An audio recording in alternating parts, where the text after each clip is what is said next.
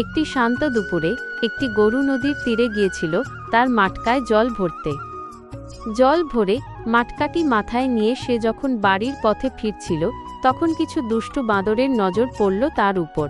বাঁদরগুলো সুযোগ বুঝে গরুর কাছ থেকে মাটকাটি ছিনিয়ে নিল এবং তার সব জল ফেলে দিয়ে তাকে খুব বিরক্ত করল। মন খারাপ করে গরু বাড়ি ফিরে এসে সব ঘটনা তার প্রিয় বলদ বন্ধুকে জানাল। সব শুনে বলদটি ভীষণ রেগে গেল। সে তৎক্ষণাৎ বাঁদরগুলোকে খুঁজতে বের হল।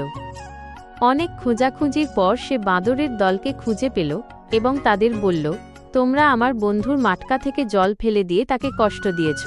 এখনই তোমরা এই মাটকা জলে ভরে গরুর বাড়িতে পৌঁছে দিয়ে আসবে। বলদের এমন সাহসী আর দৃঢ় কথা শুনে বাঁদরের দল ভয় পেয়ে গেল।